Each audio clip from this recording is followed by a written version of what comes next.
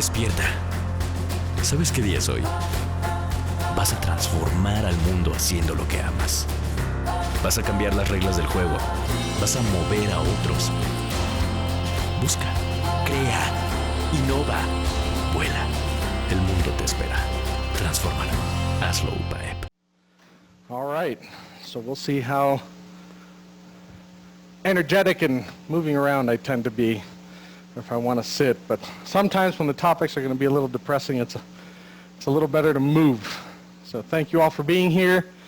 Thank you all for coming to participate in this brand new Season 7 of Ideas, where we get to talk about our beloved Mexico, and yet some of the problems that we tend to have with innovation. There's been a lot of talk in the country about reform, transformation, new directions, but how are we doing?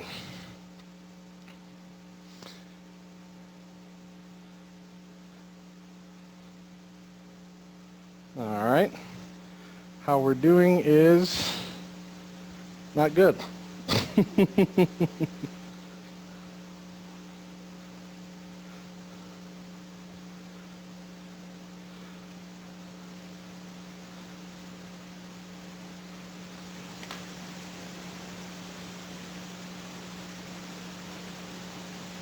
Try that again. And present. There we go. So, we often tend to think of science like this linear progression, right? Science is supposed to take us from where we were to where we want to be in this rapid, steady, massive growth, right? It's supposed to be this constant human progress. You know, we were charting the earth at one time. We were diffusing knowledge in books and text. We had to copy everything by hand. We turned all that knowledge into collections that became libraries. Libraries became centers for creating even more knowledge, where that knowledge could then be deepened, could be transformed into something different, which led, right, the space age, led to us being where we are today. We've got an electric vehicle orbiting the sun. Elon Musk cherry red Tesla Roadster is out there because we launched it just to see if we could. We've been to the moon and back. We've been doing science and space for 50 years. And we're hoping, right, to eventually be the kinds of people that can get out there and colonize new spaces, new worlds, and everything. So we see this fairy tale story, right, of this march of science that is a pure progression. But science is what we make it. Science is what we do with it, and science isn't necessarily purely linear. Nuclear science, nuclear research, brings us the atomic age. Weapons of incredible destruction, placing in our hands the ability to destroy all of life in the universe as we know it, since we don't have any other confirmed signs of life. But that same research is leading to models of near infinite fusion energy at a much cleaner pace. Right? You can take that knowledge, you can take that focus, and you can do something incredible with it. We've also been generating tons of nuclear waste, tons of issues that can end up in dangerous, dirty bombs, that can end up in disasters like Fukushima, Chernobyl. Right? And yet that research has brought us incredible medical advances. PET scans depend on us knowing how nuclear interactions occur, how particles annihilate each other, and what can be done to understand the information that we get. So science itself is neither good nor evil. We give it a purpose. We give it meaning. We give it application and impact. it is the people involved in the science that give it that transformation. Okay? It's nonlinear. It comes and goes in cycles, in spurts and leaps and bounds and backslides. We have tremendous failures and then amazing successes. Every advance in science ends up having a cost. People die, people get hurt. We don't understand what we're doing with this yet. I'm a perfect example of the kind of generation that grew up right when we commercialized and industrialized our entire food production process, and then we realized some of us are susceptible to the way that those ingredients change in a way that your health could be affected forever, until some other science comes along and helps us and fixes us. Science is not a guarantee of progress. We can do a lot of science. We're not guaranteed that that science is going to be great. See the first point on this list. But it is important to understand this context when we're talking about innovation, especially in Mexico, and comparing ourselves to the world. So let's understand a little bit about where we are as a country. All right? If we're looking at the ranking, this is just a ranking bar. Okay? 217 countries reported by the World Bank. 202 countries with a lower GDP. 14 countries with a higher GDP. And right there is Mexico. All right, we are the world's 15th most powerful economy. We are not a poor country. We are not a country with a lack of resources. We're not a country with a lack of potential. But sometimes we're led to believe that our potential is limited. Things like, we don't have the money, we can't invest in that, this is too expensive, other people have so much more. What are we doing with that wealth? Because we are a wealthy nation on the grand scale of the globe. Okay?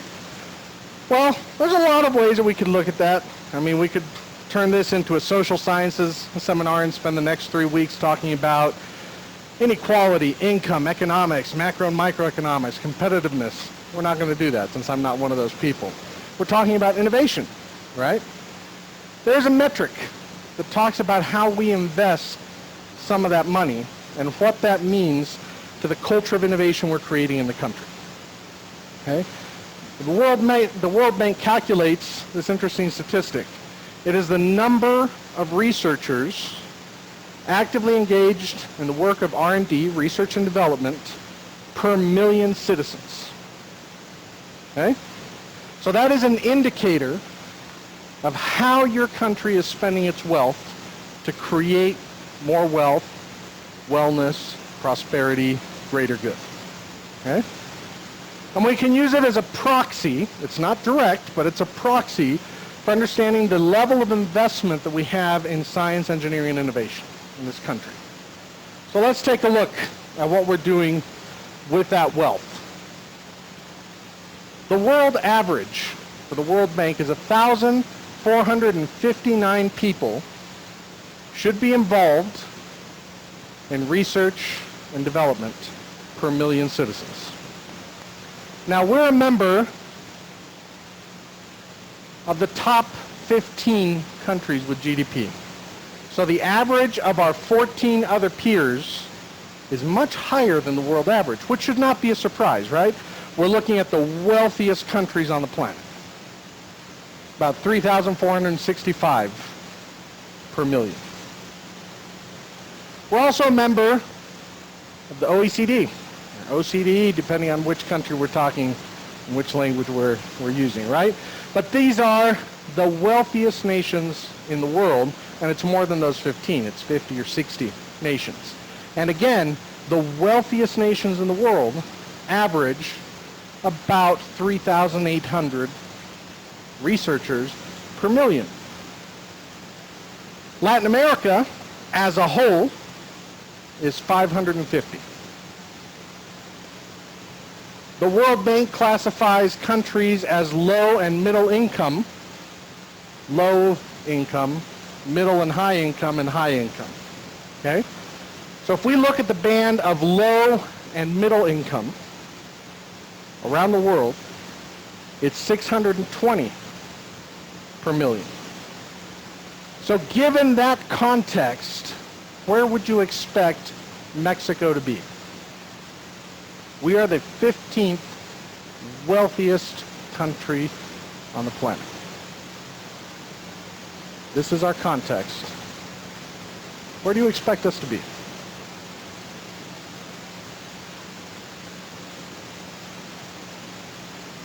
Average for Latin America? High for Latin America? Low? I know, the suspense is killing us, right?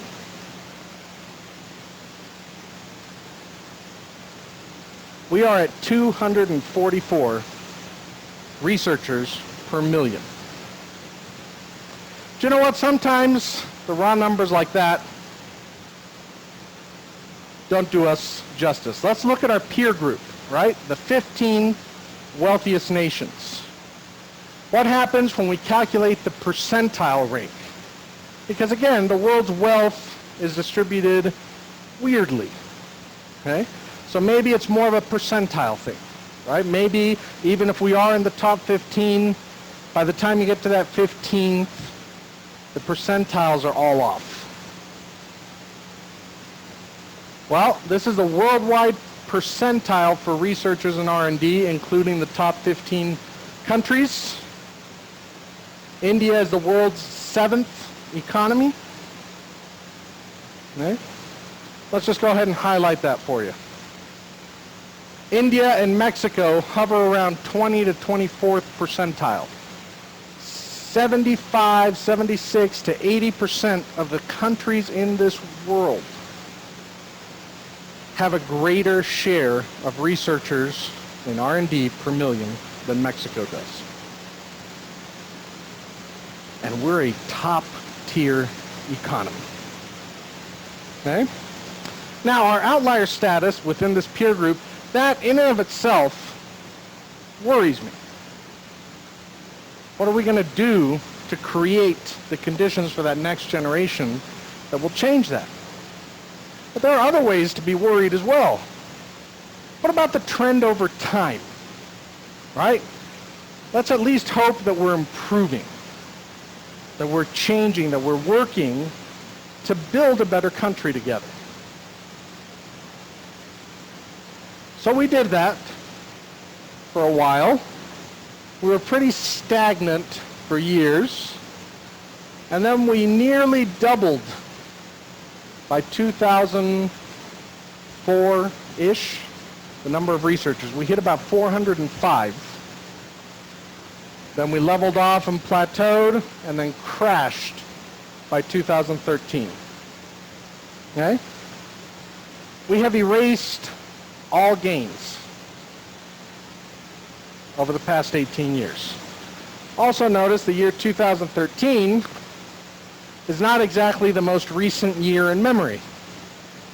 Our government decided to quit reporting this information to the World Bank. Who wants to know that? It's just depressing. Okay? So we don't know where we are currently. I'm not sure that I have a huge amount of hope that where we are is a whole lot better than this, if we quit reporting it. Now, how did we get here? There aren't any simple answers. We can identify some national and local trends that might shed a little bit of light as to what this might mean for us. Let's look at this national context. What is this graph? This comes from this article called El Sistema Nacional de Investigadores en Números, the National Research Fellow System by the numbers. Mexico has a system of awarding National Research Fellows, the highest award in scientific merit and prestige in the country, which is unfortunately also used as a proxy indicator for everything else. Do you want your institution to be accredited? How many of these people do you employ? Do you want the program to be accredited? How many are in your program? Do you want your students to have access to federal scholarships, which amount to over 80% of all the funding for students in this country? Well, you better have some of these people working for you. And so, unsurprisingly, we see a steady rise. Right? In fact, this report ends in 2016, but currently the number is about 30,000 researchers nationally. Okay? So it's a continuous increase, continuous rise, continuous rise. Remember what the graph looked like for researchers per million in R&D? So every year we're creating more and more academic positions that the Mexican government has classified as high-level researchers, the highest level researchers in the nation. And yet our numbers are declining. Our absolute numbers are in decline. Let's look at that in terms of absolute, because populations change, right? So when you're looking at an indicator that is number per million, well, your population changes every year. In 2005, we had about 108.5 million people in Mexico. Approximately 405 researchers per million, which gives us about 44,000 researchers that the World Bank would classify as high-impact people working actively in R&D in the nation. By 2013, the last year that it was reported, we're looking at approximately 30,000. In absolute numbers, we've lost 14,000 high-level R&D researchers in this country, representing about a quarter to a third of all of our potential. Okay? What are we doing with all these researchers?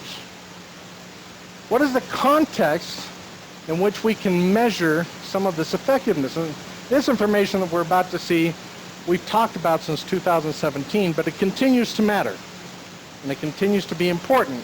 So let's look at how we break down patents across all sectors. We're not focusing on any individual sector or by machining or by health or biotechnologies. It's across all sectors.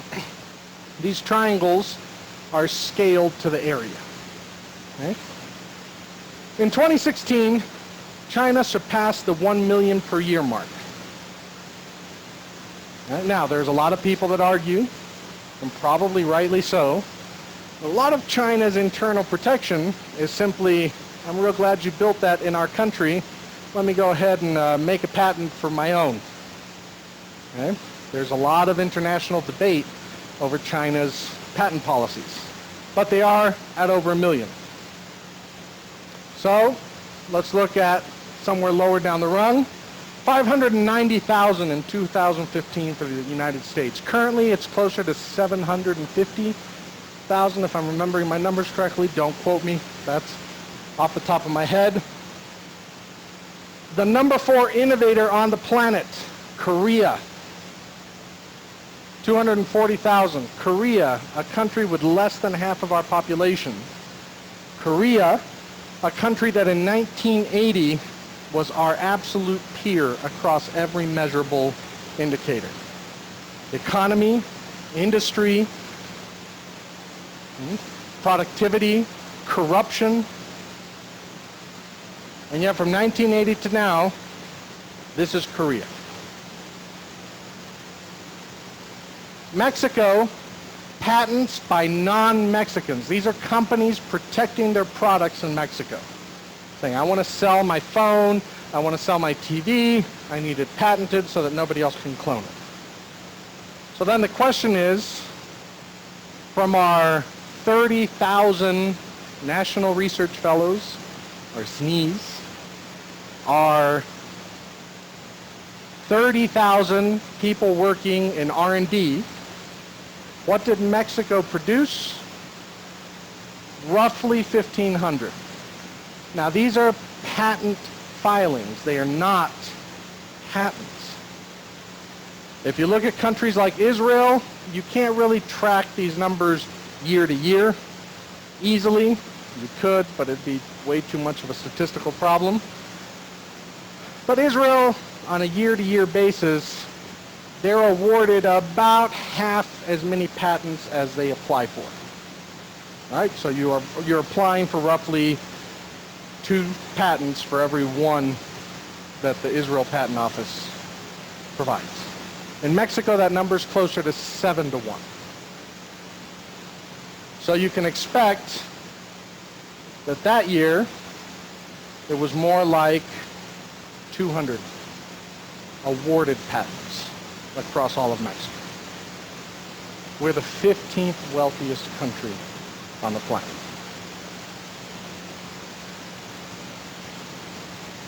So public policy has something to do with this. On the left-hand side, we can see the breakdown from 0 to 100% of all the SNI researchers and all the patents. And because Mexico has a long history of centralization and concentration, we're seeing that here. We're a country with many states, many regions, 3,000 universities. One university accounts for 20 to 25% of all SNI researchers in the country. And yet, they don't account for 25% of the patents. They're even less productive on an individual per researcher basis than the rest of the country put together. But they have the greatest concentration and the greatest access to funding. And yet, I collaborate, I have many great friends over at UNAM, and the number one thing any of them will tell you is, oh, money doesn't exist. There is no money. No money can be brought to do anything. I'm sitting there looking at their lab that has 14 refrigerators, 13 of which don't work anymore because nobody ever did maintenance on them, right? The productivity is not there. But that's all relative terms. What happens when we look at absolute terms? On the right-hand side. Again, number of researchers, pushing 30,000 now, approximately 20 to 25% at UNAM, and it had to draw the tiniest little square that it could. That's our productivity. Let's look at it another way. How much is being produced? All right, so in 2016, this is not all of Mexican research. Let's be very clear. This is not all research produced in Mexico. This is only research that CONACYT validated for its approval of SNIs. Okay? Then there were a certain number of fellows. For any of you that have tried to work through this process, do the scales of these 2 circles seem correct to you? Because generally you're trying to apply and they're saying, how come you haven't been producing 5, 10, 15 papers? Is this really a scale of 2, 5, 10 to 1?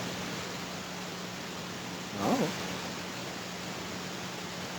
And that's the number of patents. So in numbers, 40,000 papers by SNI researchers were divided among 25,000 researchers. That's not even 2 per researcher to create 400 patent applications. These are round numbers. These are not exact numbers. Okay? Where's our productivity? What is the outcome of what we're investing? The UNAM generates this great report, execum.unam.mx, and there you can get historical data from Mexico over all the years that it's reporting. At the 2017 cutoff, so I haven't redone this work in the last 2 years, all Mexican universities combined universities, not SNIs, all of them, all 3,000 plus, from 1991 to 2016 had filed 1,800 applications for patents over 25 years. We also paid approximately 350,000 years of SNI research as a country, which gives you a rough average of 160 years of research paid for every patent application a university has created. Is that efficient?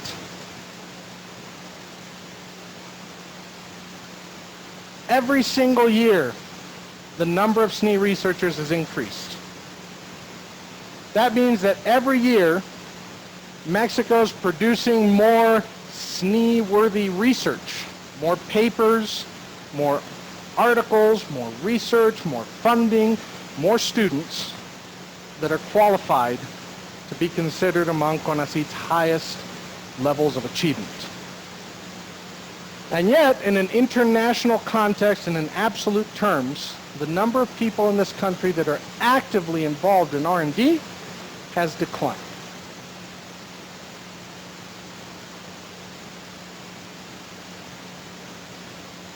We're talking now, we've been talking nationally, internationally.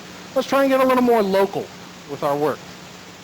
We have a neighbor institution right here in Puebla, roughly 65,000 students, again, plus or minus a couple thousand, these are round numbers, but approximately the same number of graduate students as UPAEP. Okay? So our graduate schools are approximately the same size. And yet, keeping up with national trends, the concentration of SNI researchers at a public institution is about 10 times as in a private one. Should give you an indication of how much harder it is for your work to be considered valuable in CONACYT, depending on where you work. Because it's not that we have better researchers and worse researchers. I have colleagues all over the place in Mexico, and they're all amazing. The ones that I'm friends with are all amazing. They're doing good work, but we're valuing it differently.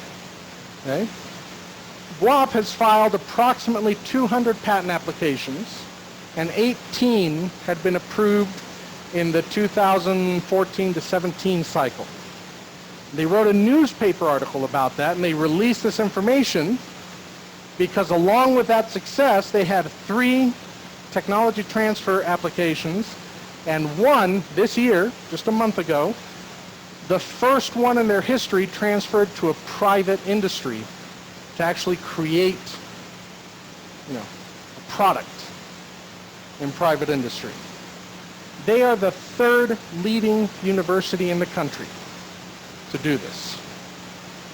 Now, this is a great start. I am not criticizing, I'm applauding them for doing that. But these numbers are nowhere near what we need to be. Okay? Put that in context, over 10 times as many researchers. UPAEP has 3 patents and 2 industrial designs approved. So depending on how harsh you want to be, that's either 3 or 5. If you do 10 times the scale for number of researchers on a per researcher basis, we've been twice as productive here. Nearly. Okay? So how do we compare then whatever we're doing here internationally? Let's look at a close neighbor. United States post-undergraduate degrees conferred in 2017. We're looking at doctoral degrees and master's degrees. Okay? For doctoral degrees, a large percentage of the degrees are in the STEM field, science, technology, engineering, and mathematics. not as large a percentage in the master's. And that's understandable, right? Now, I will say that this number on doctoral has been edited to remove health and law. Because in the United States, anybody becoming a doctor gets a medical doctor, it's a doctorate. Anybody becoming a lawyer, it's a doctorate. Whereas in Mexico, these are undergraduate degrees. So it creates a lot of noise in data that doesn't belong. So excluding those numbers, this is what we're looking at. Okay? Here, we didn't have to exclude them since the comparison is closer. 38% of all doctorates awarded in the United States are in STEM. 17% of all masters are in STEM. Science, technology, engineering, and mathematics.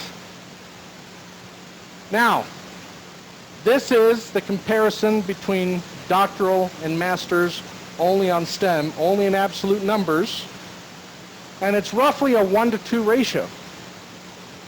Okay? We are preparing roughly 1 doctor for every 2 master's students that we're preparing in STEM. There was an article created by UPAEP in conjunction with a couple other universities and the CONACYT and the COMEPO, which is a really useful tool for talking about local context. Okay? So if we look at the way this is broken down, this is all graduate programs by areas of knowledge, and from left to right is physical sciences, mathematics and earth sciences, biology and chemistry, medicine and health sciences, humanities and behavioral sciences, social sciences, biotechnology and agricultural sciences, and engineering. Okay? But they're grouped differently, right? So let's group them by STEM versus non-STEM, and note that the numbers are not that far off. 25% of all graduate studies, master's and doctoral, are in STEM.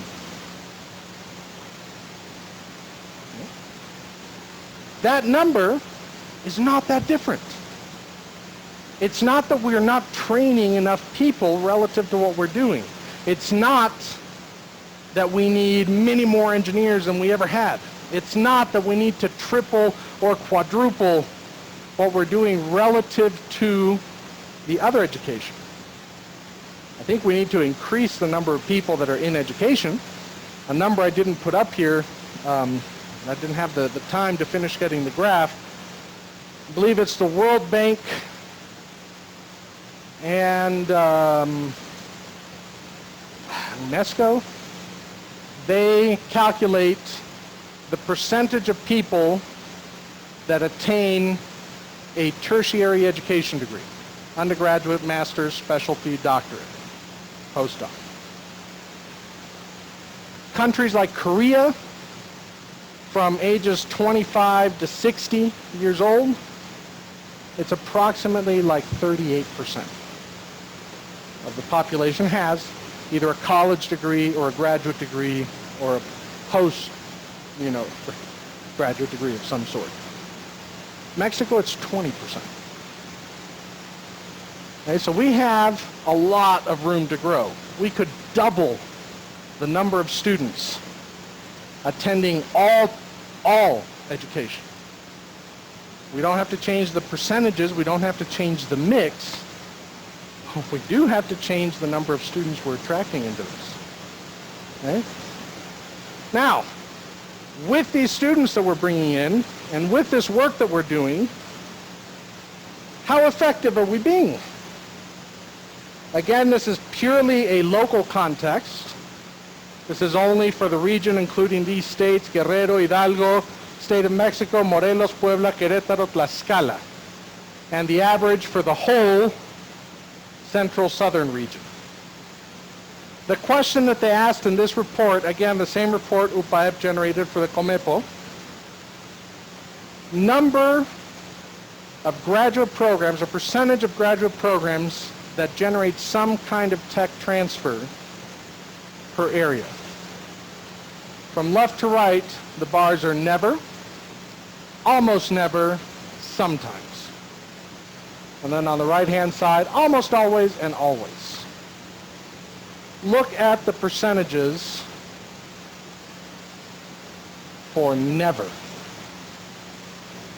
Never. Never is a very difficult word, right? You are an institution of higher learning with graduate students, preparing professionals, generating new knowledge. Does that knowledge ever get transferred outside of the papers and the SNI? Never. 60 to 80%. Never. Universities that make it a habit to transfer technology, not a single one is above 5 or 10%. Not a single region in this country.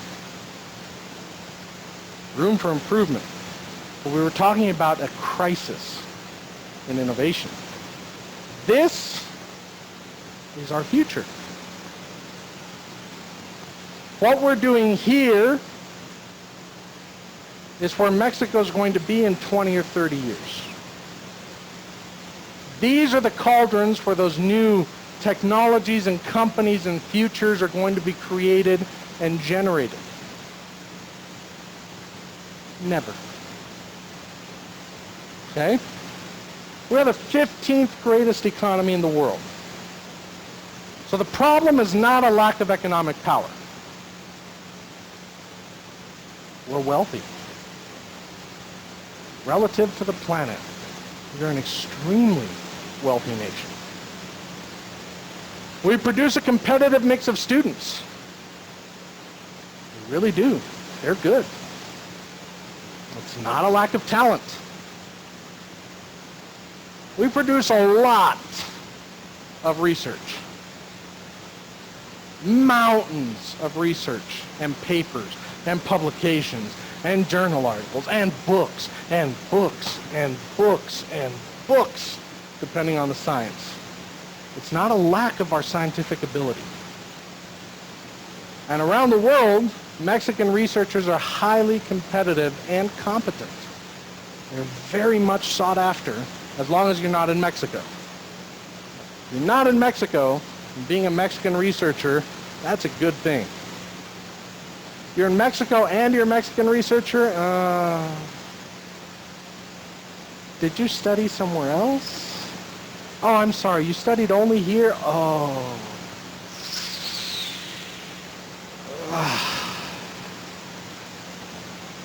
Maybe by the hour? Right? Now we could spend weeks analyzing this. In fact, I'm going to spend the rest of the semester analyzing this in a series of articles for UPress. Okay? We do not have a lack of potential. That is not the problem. We have a structural and a fundamental problem in how we transform that potential into reality. So what do we do with that? Get depressed?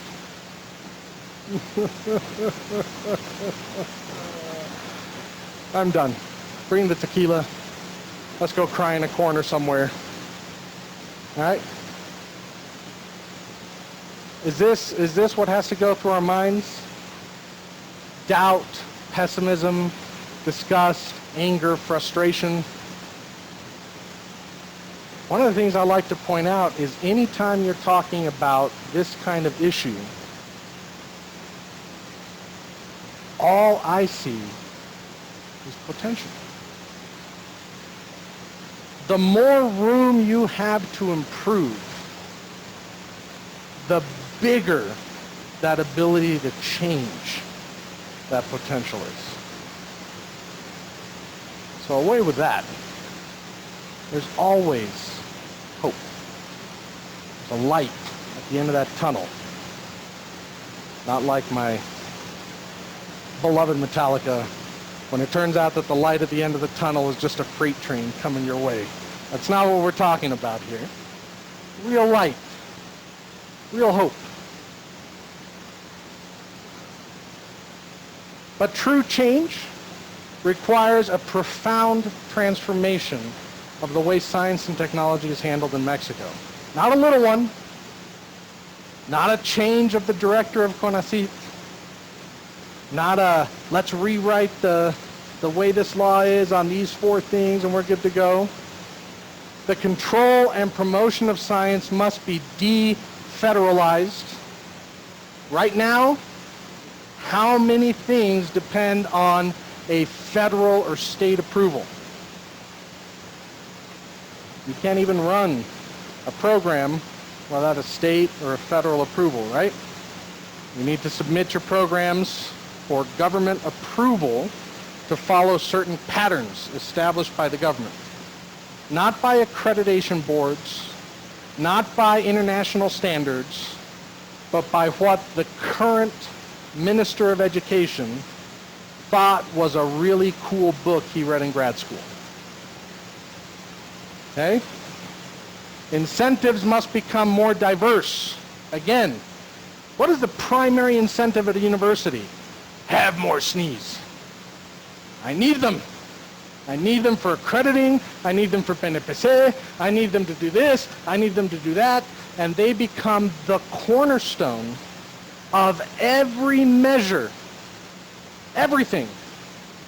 And yet, going back to that COMEPO report, in our region, only 15% of universities have any, or 15% of all programs are federally recognized by things like the PNPC. Again, there's not enough researchers to go around. We have 3,000 institutions in Mexico with 30,000 SNIs. What are you going to do with your 10? Have 7 programs? No, it's not the way, it's not going to happen. 4,000, 5,000 of those are concentrated in a single university. That's not going to happen. So the way that we measure and incentivize has to change.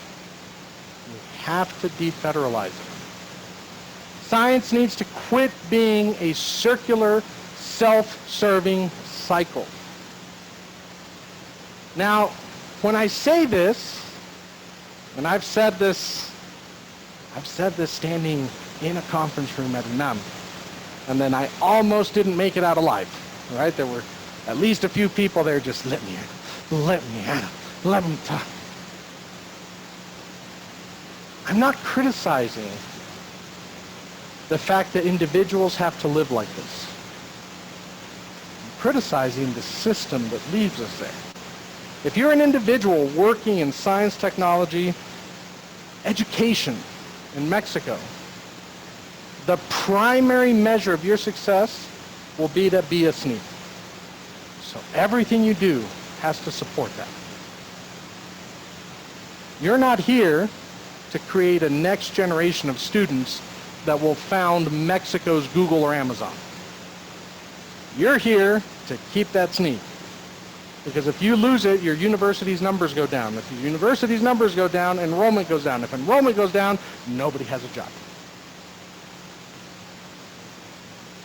This is a circular, self-serving cycle. I become a SNI to keep being a SNI so that I can be a SNI, so that I can do things to maintain my SNI. But it's not a critique of the people. When you're talking about a public university, 30 to 60% of a person's income can depend on whether they maintain that SNI. It's a tall order to ask somebody to risk half of their family's income just to, let's be different. Be different with your money. I have bills, okay? So we have to change the structure. Now, this is another problem. No one imposed this system on us as scientists necessarily. If you read the law, We've mostly done this to ourselves. The law is not that bad. When you read it, when you read the incentive structures, when you read the system, when you read the evaluation, in fact, there's a concept of self-policing. We're not going to have political people policing what academics do. We'll let the highest level academics in the land police what academics are doing. So we'll let the SNI-CONACyT, the highest level SNIs, be the ones that decide who should be a SNI. We'll let all the SNIs decide if a program is a high academic quality.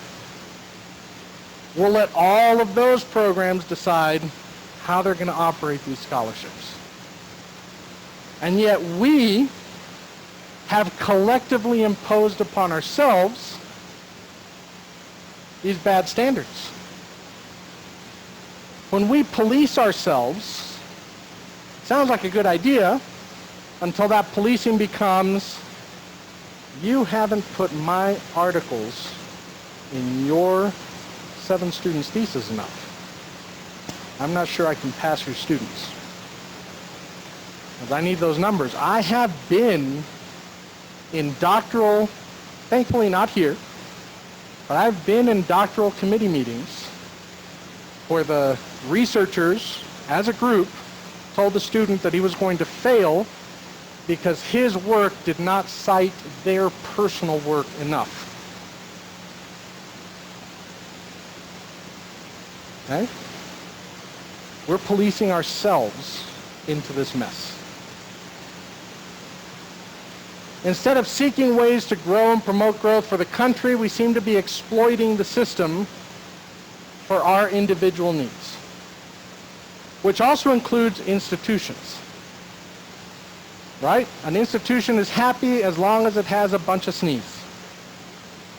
Are we creating patents? Who cares? You know, we got up to 900 SNIs. We're thrilled. How many of them were productive? Who cares? We now have 42 programs in the PNPC. But how effective are they being in transforming Mexico? Who cares? We now have the 3rd highest number of graduate students in the land. We have nearly completely strangled the pathway from academic research to innovation to industry. Now there's a lot of reasons, right? And there's a lot of historical context, and there's at a lot of public universities, you still go out and you talk about industry. You said a bad word, you know. Academia and industry don't belong in the same sentence. There's purity and there's sin. There's you know, thought and there's greed. And so these two things can't ever be in the same space. But that's all right. I'm going to publish a bunch of papers, and that'll make up the difference. And yet, 35 years into the SNI's existence, the numbers don't lie. We have failed the nation. And that means we have failed the next generation of young people. But we can change that. And to change that, it's not one group of people.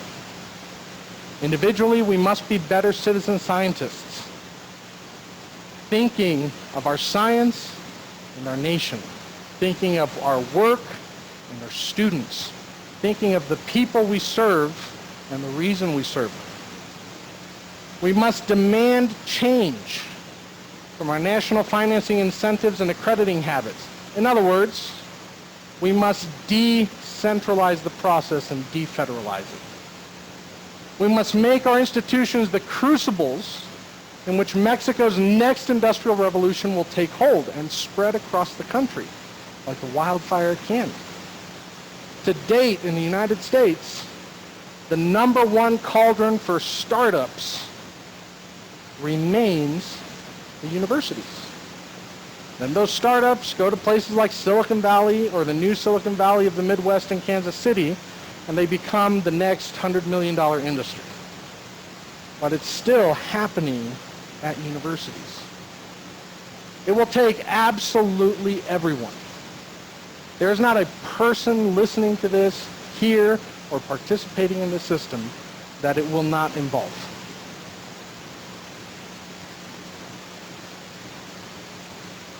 This is a puzzle piece. This is constructing a new system together.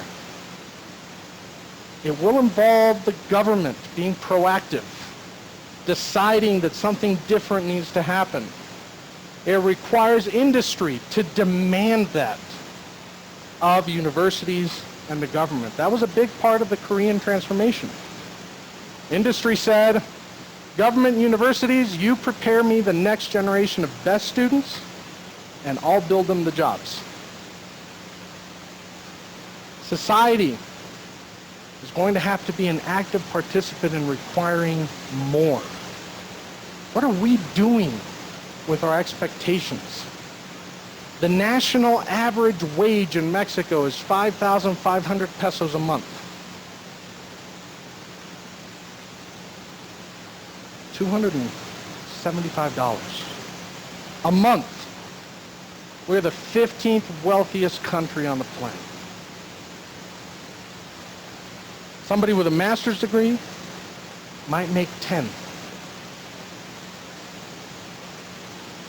We're the 15th wealthiest country on the planet. We have to change our social expectations. And our education has to close that loop. We have to provide the real opportunities to have this happen. So it really is time to go from this fantasy of science to reality. It's risky, it's challenging, it's difficult, it's frightening, but it's worth every single one of those things for the future we can build. Thank you.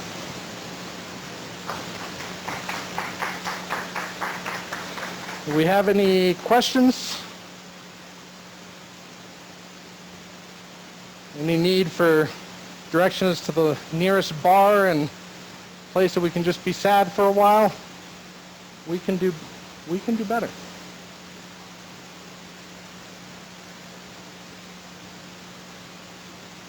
There's a lot that we can do to improve. Anybody online? Questions, comments? ¿También se vale en español? No? Well, thank you guys very much for being here. ¿Puede? Diga. ¿Qué tal? Bueno, mi nombre es Víctor Adrián. Y bueno, primero que nada, muy interesante presentación. Este tema me parece como de los más relevantes, yo creo que relacionados a todos los temas de innovación. Pero yo siempre digo como que siempre intento como poner en discusión esto, ¿no? Porque en verdad si hay una realidad, si hay un giro que tiene que haber, la concepción de cómo se debe incluir en las universidades, en educación, precisamente para poder conectar con la industria. Pero a mí siempre me ha dado como esta idea de que, bueno, sí, actualmente tenemos como ciertas limitaciones sociales que no sé cómo se puedan como conectar. Obviamente esta es la vía, en mi opinión, bueno, es como lo has mencionado, la solución, pero cómo se puede como resolver cuando precisamente la educación tiene un objetivo diferente, es decir, tienen concepciones diferentes, a lo mejor algunos tienen algunas visiones a lo mejor un poco arraigadas a lo mejor a una concepción a lo mejor asistencialista y demás. Pero bueno, ¿cómo sería ese giro? Es decir, ¿cómo tendría que ser? Si es gradual, ¿cuál sería entonces la clave para esta nueva forma de concebir toda esta inversión que tiene que hacerse a la ciencia y educación y demás para transformar las industrias, ser competitivos y demás?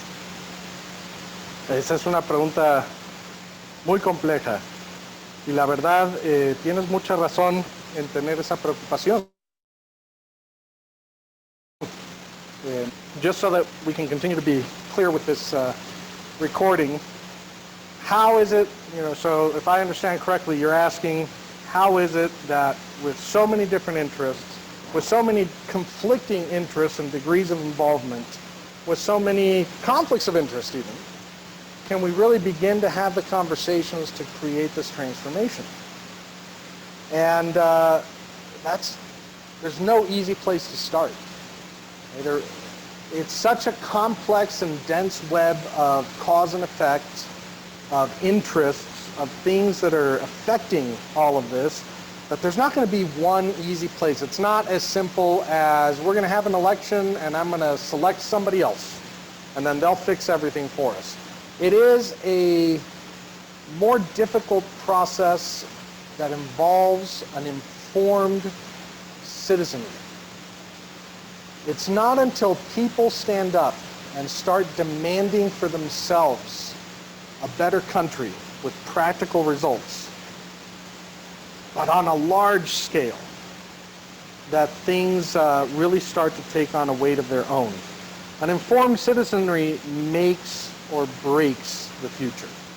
And we have some real problems with misinformation these days that are being able to be focused and spread with things like social media, right? I no longer have to listen to your point of view because I just follow people that think like me.